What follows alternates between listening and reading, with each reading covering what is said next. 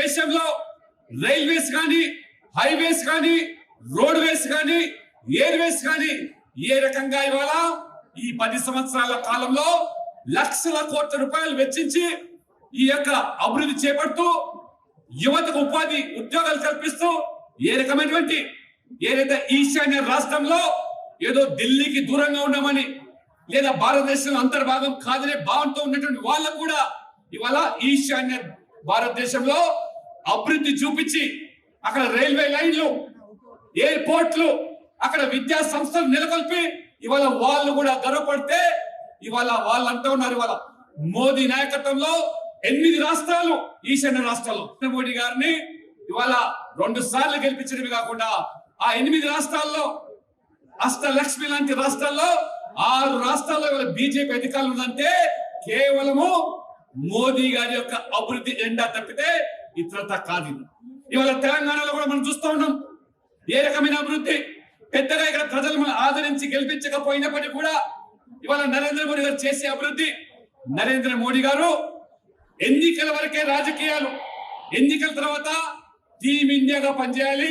అది ఈశాన్య రాష్ట్రమైనా దక్షిణాదైనా మన ప్రభుత్వం ఉండదా లేదా అనేటువంటి ఆలోచన లేకుండా ఏ రకమైనటువంటి మరి అభివృద్ధికి పాటుపడుతున్నారో ఇవాళ మనం కళ్ళారా చూస్తున్నాం.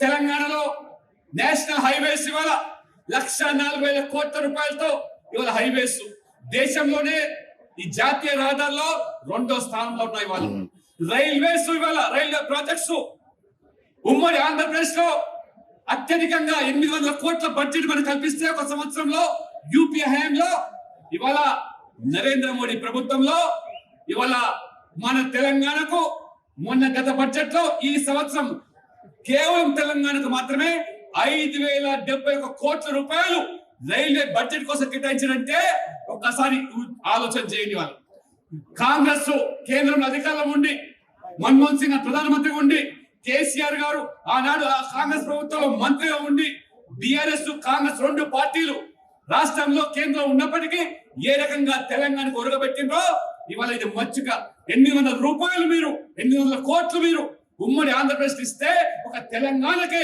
571 కోట్ల రూపాయలు అంటే ఎవరు తెలంగాణ అభివృద్ధికి ఇవాళ నరేంద్ర మోడీ గారా, మన్మోహన్ సింగ్, కేసీఆర్?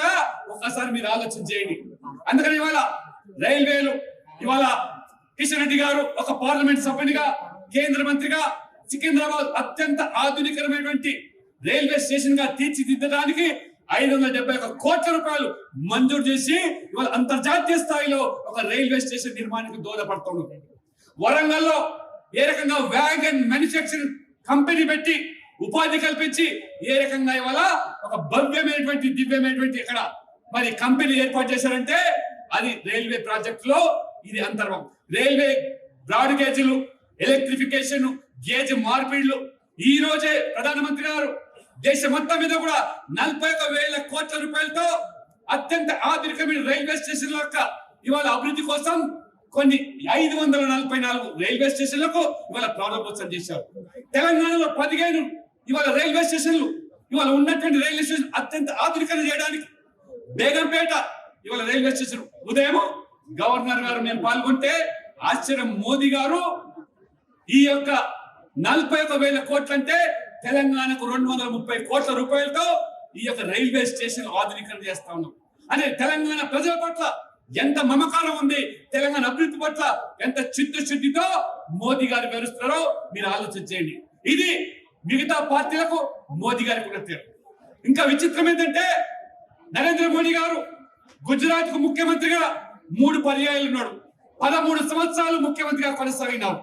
10 సంవత్సరాలుగా ఇవాళ ప్రధానమంత్రిగా కొనసాగుతున్నారు. అంటే 23 సంవత్సరాల సుదీర్ఘ రాజకీయ ప్రజా జీవితంలో చిన్నపాటి ఆరోపణ, ఒక మచ్చ మరక లేకుండా ఇవాళ నరేంద్ర మోడీ గారు ఒక నీతి నిజాయితీతో 0 టాలరెన్స్ అండ్ కరప్షన్ తో పనిచేస్తున్నటువంటి ఏకైక ప్రధాని ఇవాళ ప్రపంచం మొత్తం కూడా కొనియాడబడుతున్నటువంటి ప్రధానమంత్రి అది నరేంద్ర మోడీ గారు అంటే కూడా ఇవాళ మనం గర్వపడుతున్నాం. వాళ్ళ భారతీయులుగా 23 సంవత్సరాలు ఒక చిన్న మంత్రి, ఎమ్మెల్యే, ఎంపీల మీద ఏ రకంగా ఇవాళ ఆరోపణలు చూస్తున్నామో తెలంగాణలో ఎక్కడ చూసినా కుంభకోణం. అటువంటి 23 సంవత్సరాలు అటువంటి సింగిల్ ఎలిగేషన్ అండ్ కరప్షన్. ఇది మోదీ గారి యొక్క చరిత్ర. మోదీ గారు గుజరాత్ ఏ రకంగా అభివృద్ధి చేశారో ఇవాళ భూపేందర్ పటేల్ ఆధ్వర్యంలో కూడా ఇవాళ సోలార్ కానివ్వండి, లేదా ఇవాళ అనేక రంగాల్లో ఎడారిగా ఉన్నటువంటి ఆ కచ్ ప్రాంతాన్ని ఇవాళ మరి విద్యుదీకరణ చేసి ఏ రకంగా ప్రపంచానికి చాటి చెప్తున్నారు. గొప్ప క్రికెట్ స్టేడియం నిర్మించి ఏ రకంగా వాళ్ళ గుజరాత్ పాటుపడుతున్నాం. ఆ రకంగా డబుల్ ఇంజన్ సర్కార్ ఉంటే ఏ రకంగా మోదీ నాయకత్వంలో ఆ రాష్ట్రాలు బాగుపడుతున్నాయి. ఇవాళ ఢిల్లీ నుంచి నిధులు పంపిస్తే ఆ నిధులు దారి మళ్లిస్తున్నటువంటి గత ప్రభుత్వం చూసాం, కేసీఆర్ ప్రభుత్వం 10 సంవత్సరాలు. మరి ఈ రోజు ఈ తెలంగాణ రాష్ట్రం ఏదైతే మరి మనకు సర్ప్లస్ బడ్జెట్ గా ఉన్న రాష్ట్రం తెలంగాణ ఏర్పడిన తర్వాత ఏ రకంగా మరి 8 లక్షల కోట్ల అప్పుల పాలు చేసి అప్పుల ఊబిలోకి నెట్టినటువంటి గత ప్రభుత్వం బీఆర్ఎస్ ప్రభుత్వం అయితే ఈ రోజు మనం చూస్తున్నాం ఏ రకంగా గతంలో ఉన్నటువంటి ప్రభుత్వం పట్ల విసిగి ప్రజలు వేసారి ఏ రకంగా ఆ రోజు మార్పు కోరుకుంటే ఓడిపోయింది బీఆర్ఎస్ కానీ గెలిచింది ఇవాళ కాంగ్రెస్ పార్టీ కాదు. ఎందుకంటే అన్ని గ్యారెంటీలు, అన్ని ఉచితాలు ఉన్నటువంటి బడ్జెట్ తోనే ఆ గత కేసీఆర్ ప్రభుత్వం ప్రవేశపెట్టే పథకాలు అమలు నోచుకోకుండా ఉంటే మరి వీరు వచ్చి ఆ పథకాలతో పాటు అదనంగా 6 గ్యారెంటీలు అంటే 1,50,000 కోట్ల అదనపు వ్యయంతో ఉండేటువంటి ఉచిత హామీలు ఇచ్చారు. గతంలో కేసీఆర్ గారు మోసం చేశారు. హైదరాబాద్ లో డబుల్ బెడ్రూమ్ అని చెప్పి ప్రజలు నమ్మించి ఓటు తండ్రి కూడా ఒకసారిగా 2 సార్లు ఆ రకంగా హైదరాబాద్ ను సుందరమైన నగరంగా మార్చుతామని చెప్పారు. హైదరాబాద్ లో ఉన్నట్టు హుసేన్ సాగర్ మొత్తం ప్రక్షాళన చేసి కొబ్బరి నీళ్ళతో నింపుతామని చెప్పారు. 370 కోట్లు ఆనాడు గతంలో 10 సంవత్సరాలు కాంగ్రెస్ పార్టీ, 10 సంవత్సరాలు బీఆర్ఎస్ పార్టీ 370 కోట్లు జపాన్ నుంచి తీసుకొచ్చి దాన్ని ఇవాళ ఖర్చు పెట్టారు. కానీ ఇవాళ హుసేన్ సాగర్ ఇప్పటికి కూడా ఆ కంపుమయంతో ఏ రకంగా ఇవాళ హుసేన్ సాగర్ దుర్గంధంతో ఇవాళ హైదరాబాద్ ప్రజలకు గుదిబండగా మార్చినటువంటి ప్రభుత్వాలు 10 సంవత్సరాలు కాంగ్రెస్ పార్టీ, 10 సంవత్సరాలు బీఆర్ఎస్ పార్టీ. ఇది మీ నిర్వాహకం. ఇవాళ హైదరాబాద్ పన్నులు కట్టే ప్రజలు అత్యంత ఆదాయాన్ని ఈ రాష్ట్రానికి ఇస్తున్నటువంటి హైదరాబాద్ నగరాన్ని ఏ రకంగా ఈ 2 ప్రభుత్వాలు గతంలో కాంగ్రెస్, ఇప్పుడు మొన్నటి వరకు బీఆర్ఎస్ ఏ రకంగా ప్రజలు మోసం చేశారు. హైదరాబాద్ పేద ప్రజలు, బడుగు బలహీన వర్గాలు ఎక్కడైతే వాళ్ళ పేదల బస్తీలు ఉంటున్నారో వాళ్ళ కనీసమైన మౌలిక సదుపాయాలు, వసతులు కల్పించకుండా మంచినీరు, రోడ్లు, డ్రైనేజీలు, కనీసం ఇల్లు లేకుండా మీరన్నారు 2 పడకల గదులు ఇవ్వకపోతే గృహలక్ష్మి పేరు మీద 5 లక్షలు ఇస్తామన్నారు. మాట మార్చారు, 3 లక్షలు అన్నారు. 3 లక్షలు లేదు, 5 లక్షలు లేదు, గృహలక్ష్మి లేదు, డబుల్ బెడ్రూమ్ లేదు.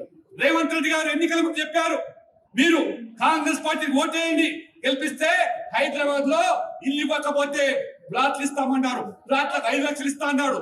ఇవాళ 2 మాసాలైంది, ఊసేలేదు. ఇవాళ గృహలక్ష్మి పేరు మీద 2,500 రూపాయలు అన్నారు మహిళలకు, 4,000 రూపాయలు పెన్షన్ అన్నారు.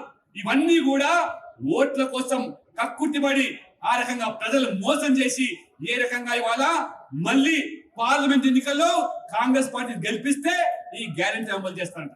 అంటే ఏరు దాటేదాకా ఓటు మల్లయ్య, ఏరు దాటిన తర్వాత బోడి మల్లయ్య చిన్నంగా ఈ కాంగ్రెస్ కూడా వివరిస్తుంది. ప్రజలు ఇవాళ బాధపడుతున్నారు. ఇవాళ పెనం నుంచి పొయ్యిల పట్టట్టుగా ఇవాళ బీఆర్ఎస్ వద్దనుకుని కాంగ్రెస్ తెస్తే వీరు కేవలం మాటల గారి. అసలు దేశంలో కాంగ్రెస్ ఎక్కడ లేదు. ఇవాళ కాంగ్రెస్ పట్ల ప్రజలు విసిగిపోయే దేశంలో ఇవాళ 18 రాష్ట్రాల్లో బీజేపీ మిత్రపక్షాల అధికారులు ఉన్నాయంటే ఈ కాంగ్రెస్ యొక్క ఏ రకమైనటువంటి అవినీతి గ్యారెంటీలు అంటున్నారు. ఇవాళ కాంగ్రెస్ దేనికి గ్యారెంటీ? కాంగ్రెస్ అంటే అవినీతికి గ్యారెంటీ, కాంగ్రెస్ అంటే కుటుంబ పాలనకు గ్యారెంటీ, కాంగ్రెస్ అంటే మైనార్టీలు బుజ్జగించడానికి గ్యారెంటీ, కాంగ్రెస్ అంటే కులం పేరు మీద, మతం పేరు మీద రాజకీయాలు చేసి పబ్బం గడుకోవడమే గ్యారెంటీ తప్పితే ఇవాళ నరేంద్ర మోడీ గారు కులాలకు, మతాలకు, ప్రాంతాలకు అతీతంగా ఏవైతే వాళ్ళ పథకాలు ప్రవేశపెట్టాడో అనేకమైన వందలాది పథకాలు ఇవాళ పేదల కోసం ఇవాళ సబ్కా సాత్ సబ్కా వికాస్ అని వాళ్ళు ఆ భాగంలో ఇవాళ పేదవాళ్లకు కల్పించే పథకాలు ఢిల్లీ నుంచి రూపాయి వస్తే పేదల బ్యాంక్ ఖాతాలో పడుతున్నాయి. ఆనాడు నరేంద్ర మోడీ గారు అధికారం రాగానే ఎర్ర కోట నుంచి వారు పిలుపునిచ్చారు. ఈ 70 సంవత్సరాల స్వాతంత్ర దేశంలో మన అక్క చెల్లెలు, ఆడపడుచులు, తల్లులు సభ్య సమాజం సిగ్గుతో తలవంచుకోవాలి. ఇంకా తమ కాలకృత్యాలు తీర్చుకోవడానికి మహిళలు ఈ దేశంలో చెంబు పట్టుకొని పోయే సంస్కృతి, ఈ బహిర్భూమిని వాడుకునే దుస్థితి ఉన్నది. కాబట్టి దానికి స్వస్తి పలకాలని చెప్పి స్వచ్ఛ భారత్ పేరు మీద వారు పిలుపునిస్తే దేశవ్యాప్తంగా ఏ రకంగా 6 సంవత్సరాల్లోనే మొత్తం 100% ఓపెన్ డెఫికేషన్ మహిళలు ఇవాళ గర్వంగా అంటున్నారు. ఇవాళ నరేంద్ర మోడీ గారి యొక్క పుణ్యం అని చెప్పి కేంద్రం నుంచి నిధులు వస్తే ఇవాళ ప్రతి ఇంటికి కూడా ఇవాళ బాత్రూమ్లు వచ్చాయి, టాయిలెట్లు వచ్చాయి. మహిళలు ఇవాళ చెప్తున్నారు ఇవి మాకు మరుగుదొడ్లు కావు, లేదా శౌచాలయాలు కావు, ఇవి మా ఆత్మ గౌరవ నిలయాలు, మా ఇజ్జత్ గర్లు అని చెప్పి ఇవాళ మోదీ గారిని కొనియాడుతా ఉన్నారు. అంతేకాదు కరోనా కష్టకాలంలో పేదవాళ్ళు కూలీలు ఉపాధి పోయింది, కూలీ పోయింది, కొలువులు లేవు. ఆనాడు నరేంద్ర మోడీ గారు, ఎందుకంటే నరేంద్ర మోడీ గారు ఒక పేద కుటుంబంలో పుట్టిన వ్యక్తి, పేదల కష్టాలు తెచ్చిన వ్యక్తి, కష్టాలు అనుభవించిన వ్యక్తి. తన తల్లి నరేంద్ర మోడీ గారిని పెంచి పోషించడానికి పొరిగిళ్లలో పనిచేసి నరేంద్ర మోడీ గారిని పెంచితే నరేంద్ర మోడీ గారు ఆ రోజు చదువు కోసం కానీ కుటుంబ పోషణ కోసం కానీ రైల్వే స్టేషన్ లో ఛాయ్ అమ్మిన వ్యక్తి. అందుకని నరేంద్ర మోడీ గారు పేదల కష్టాలు తెలుసు కాబట్టే అనేక పథకాలు ఇవాళ వారు చెప్పారు. ఇవాళ నా తల్లి వంటింట్లో పడ్డ కష్టాలు నేను కళ్ళతో చూశాను. నా తల్లి వండుతా ఉంటే చెక్క పొట్టుతో, బొగ్గు పొయ్యితోని, లేదా కట్టెల పొయ్యితోని ఊదులు కొట్టిన ద్వారా ఆ పొగ ముసుగులో నా తల్లి కళ్ళలో చూస్తే నీళ్లు ఈ దేశంలో ఏ తల్లి చెల్లి కళ్ళలో నీళ్లు రాకులు అని చెప్పి ఉజ్వల గ్యాస్ ప్రవేశపెడితే ఇవాళ దాదాపు 12 కోట్ల మందికి ఇవాళ ఈ దేశంలో ఉజ్వల గ్యాస్ కింద వాళ్ళకి ఇవాళ ఈ యొక్క గ్యాస్ పంపిణీ చేశారు ఉచితంగా. తెలంగాణలో 12 లక్షల మందికి ఉజ్వల గ్యాస్ పేరు మీద ఉచితంగా ఇవాళ రెగ్యులేటర్ గ్యాస్. प्रधानमंत्री आवास योजना किंद हर गरीब के सर पर छत होना चाहिए, ये मोदी जी का सपना था. ఎందుకంటే ఇల్లు లేని పేదవాళ్ళ బాధలేందో తన ఇల్లు చూశాడు, ఒక రూమ్ లో ఉండేటువంటి తల్లి తన పడ్డ బాధలు చూశాడు. కాబట్టి ఏ పేదవాడి కూడా తన సొంత కళ సాకారం చేయాలని చెప్పి ప్రధానమంత్రి ఆవాస్ యోజన కింద వారి బిల్లు నిర్మాణం కార్యక్రమం చేపడితే 4 కోట్ల మందికి పక్కా ఇల్లు కట్టించినటువంటి మహానుభావుడు నరేంద్ర మోడీ గారి దేశంలో. 4 కోట్లు అంటే తెలంగాణ జనాభా 4 కోట్ల వాళ్ళ, ఆస్ట్రేలియా జనాభాకు 6 వాళ్ళు ఇల్లు కట్టించారు. నేను ఉత్తరప్రదేశ్ నుంచి రాజ్యసభ సభ్యుని, యోగి ఆదిత్యనాథ్ అక్కడ ముఖ్యమంత్రి. అక్కడ 6 సంవత్సరాలనే యోగి ఆదిత్యనాథ్ 55 లక్షల మందికి పేదవాళ్లకు ఇల్లు కట్టిస్తే మన తెలంగాణలో పేదవాళ్ళు ఇస్తే పాపం ఏమిటంటే పొరపాటున ఇవాళ బిఆర్ఎస్ కాంగ్రెస్ ఓటేసి గెలిపిస్తే ఇవాళ 2 లక్షల మంది కూడా ఇల్లు కట్టించలేకపోయినారు గత ప్రభుత్వం ఇవాళ. కాబట్టి దయచేసి మీరు ఆలోచన చేయండి, ఏ ప్రభుత్వాలు వాళ్ళ పేదల కోసం ఆలోచన చేస్తున్నారు. ఆనాడు పేదలందరూ కూడా బ్యాంకు ఖాతాలు తెరవాలని చెప్పి పిలుపునిస్తే మోదీ గారు ఎందుకు ఈ బ్యాంకులను కూడా పెద్దవాళ్లకు, పెట్టుబడిదారులకు, ధనవంతులకు, సంపన్నులకు, పట్టణంలో ఉండే వాళ్ళకి మాత్రం ఎందుకు పరిమితం కావాలి, వ్యాపారులకు మాత్రం ఎందుకు, పారిశ్రామికవేత్తలకు మాత్రం ఎందుకు, పేదవాళ్ళు కూడా బ్యాంక్ ఖాతాలు ఉండాలంటే ఆనాడు మన కాంగ్రెస్ ప్రభుత్వాలు ఏలన చేశారు. పేదవాళ్ళ బ్యాంకు ఖాతాలు తెస్తే ఒరిగేది ఏమిటని చెప్పి 50 కోట్ల మంది కొత్తగా బ్యాంకు ఖాతాలు తెరిస్తే ఈ 10 సంవత్సరాల కాలంలో 31 లక్షల కోట్ల రూపాయలు నేరుగా ఢిల్లీ నుంచి పేదల బ్యాంక్ ఖాతాలు తెరుతున్న వాళ్ళు. అది పెన్షన్ అయినా, కిసాన్ సమ్మాన్ నిధి అయినా, ఇంకా ఏ రాయితీ అయినా 31 లక్షల కోట్ల రూపాయలు పేదల బ్యాంక్ ఖాతాలు చేరాయి. 1 రూపాయి అందులో కమిషన్ లేదు, 1 రూపాయి అవినీతి లేదు, 1 రూపాయి దళారీ పాత్ర లేదు. అదే రాజీవ్ గాంధీ గారు ప్రధానమంత్రి ఉన్నప్పుడు వారు స్వయంగా చెప్పారు, నేను ప్రధానమంత్రి ఉన్నప్పుడు ఢిల్లీ నుంచి నేను 100 రూపాయలు పంపిస్తే दिल्ली से अगर मैं 100 रुपए बचा गया गरीब के हित के लिए सिर्फ और सिर्फ 15 रुपए गरीब को पहुंचता था, बाकी 85 रुपए हमारा दलाली खाता था. అది రాజీవ్ గాంధీ హయామది, రాజీవ్ గాంధీ పాలనది. కాబట్టి మీరు ఆలోచన చేయండి, 80% దండుకున్నటువంటి కాంగ్రెస్ ఎక్కడ జీరో టాలరెన్స్, అవినీతి మీద చిన్నపాటి మరక లేకుండా నరేంద్ర మోడీ గారు ఇన్ని సంవత్సరాలు పాలిస్తామంటే మీరు ఆలోచన చేయండి. కాబట్టి వాళ్ళ ఈ రాష్ట్రంలో, దేశంలో అసంఘటితంగా ఉన్న కార్మికులు, పేదవాళ్ళకు ముద్ర కింద కోట్ల మందికి లోన్ ఇస్తే తెలంగాణలోనే 60 లక్షల మందికి ఇవ్వాలి. ప్రధానమంత్రి స్వనిధి పేరు మీద హైదరాబాద్ లో కానీ పట్టణాల్లో వీధి వ్యాపారులు, ఛాయ్ అమ్ముకునే వాళ్ళు, కూరగాయలు అమ్ముకునేవారు, పండ్లు అమ్ముకునే వాళ్ళు, ఈ రకంగా రకరకాలైనటువంటి వ్యాపారాలు చేసే వరకు ఇవాళ నరేంద్ర మోడీ గారు ప్రధానమంత్రి స్వనిధి కింద ఇవాళ హైదరాబాద్ లో 1 లక్ష మందికి, తెలంగాణలో 5 లక్షల మందికి ఇవాళ ప్రధానమంత్రి స్వనిధి కింద ఇవాళ వారికి అప్పులు ఇవ్వడం జరిగింది. అదే రకంగా యూనికార్న్స్ ఇవాళ 1000 యూనికార్న్స్ అయితే 90,000 ఇవాళ స్టార్టప్స్ కింద చదువుకున్న యువకులు. నరేంద్ర మోడీ ఇవాళ మన కేంద్ర మంత్రి, మన స్థానిక పార్లమెంట్ సభ్యులు కిషన్ రెడ్డి గారు ఇప్పుడే విచ్చేశారు. వారిని వేదిక మీదకి రావాల్సిగా నేను కోరుతా ఉన్నాను. హైదరాబాద్ ఇంత పెద్ద ఎత్తున వనరులు ఉన్నప్పటికీ కూడా హైదరాబాద్ విస్మరిస్తున్నటువంటి ఇవాళ బిఆర్ఎస్ కాంగ్రెస్ కు బుద్ధి చెప్పాల్సిన అవసరం ఉంది. ఇవాళ కిషన్ రెడ్డి గారు పార్లమెంట్ సభ్యుడిగా కేంద్ర మంత్రిగా తెలంగాణకు వచ్చే నిధులు కేంద్ర ప్రభుత్వం నుంచి పెద్ద ఎత్తున వస్తా ఉన్నప్పుడు 9,50,000 కోట్ల రూపాయలు ఇవాళ తెలంగాణకు 10 సంవత్సరాలు ఇస్తే నేను సవాల్ చేస్తున్నాను. 10 సంవత్సరాలు యూపీఏ మీ ప్రభుత్వం ఉన్నది, 10 సంవత్సరాలు మోదీ గారి ప్రభుత్వం ఉన్నది. మీరు ఎన్ని నిధులు తెచ్చారు, ఎంత సాయం చేశారు, ఏ రకంగా ఆదుకున్నారు, హైదరాబాద్ ప్రజలకు మరగబెట్టింది ఏమిటి? ఇవాళ ట్రిబ్యునల్ రీజనల్ రింగ్ రోడ్ కూడా 21,000 కోట్ల రూపాయలు మంజూరు చేసింది మోదీ ప్రభుత్వం. దానికి అండగా నిలబడ్డది ఇవాళ కిషన్ రెడ్డి కానివ్వండి, ఇవాళ రింగ్ రోడ్లు కానివ్వండి, నేషనల్ హైవేస్ కానివ్వండి, రైల్వేస్ కానివ్వండి, లేదా ఇవాళ మెట్రో కానివ్వండి, లేదా ఇవాళ సెకండ్ ఫేజ్ ఎంఎంటీఎస్ కానివ్వండి, కేంద్రం యొక్క నిధులే. కాబట్టి సొమ్మొకటి సోకొకటి నిధులు మోదీవి. ప్రచారం ఇవాళ కేసీఆర్ రేవంత్ రెడ్డి గారు. ఇవాళ రేవంత్ రెడ్డి గారు రేషన్ షాప్ లో తమ బొమ్మ పెట్టుకుంటున్నాడు. నేను అడుగుతున్నాను, ఇవాళ నరేంద్ర మోడీ గారు ఈ దేశంలో ఏ పేదవాడు కూడా ఆకలితో అలమటించొద్దని చెప్పి కరోనా కాలంలో తీసుకున్న నిర్ణయానికి అనుగుణంగా 80 కోట్ల మందికి ప్రతి కుటుంబంలో ప్రతి వ్యక్తికి 5 కిలోల బియ్యాన్ని ఉచితంగా పంపిణీ చేస్తా ఉంటే లక్షల కోట్లు ఖర్చు పెట్టి ఇవాళ మేము బియ్యాన్ని పంపిణీ చేస్తున్నామని చెప్పి మీ ఫోటోలు పెట్టుకున్నారంటే తెలంగాణ ప్రజలు నమ్మి మోసపోకండి.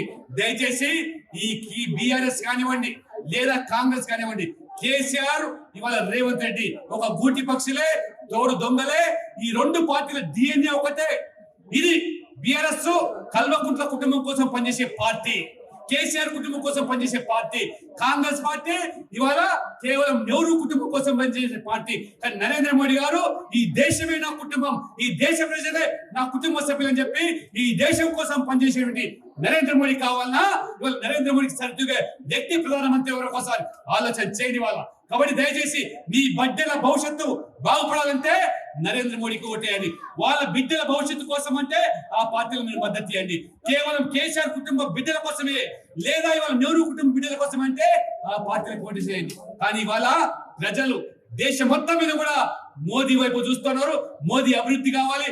డబుల్ ఇంజిన్ సర్కార్ తెలంగాణలో వస్తే గుజరాత్ తరహా యూపీ తరహా అభివృద్ధి చెందుతుంది, పేదలు బాగుపడతారు, ప్రపంచంలో మరి అంతర్జాతీయ స్థాయికి నగరాలు ఏర్పడతాయి. కాబట్టి ఈ హైదరాబాద్ మళ్ళీ దివ్యమైనటువంటి అంతర్జాతీయ స్థాయి నగరంగా తీర్చిదిద్దబడాలంటే భారతీయ జనతా పార్టీ సమర్థించండి, బీజేపీ ఓటేయండి, మోదీ గారిని గెలిపించండి.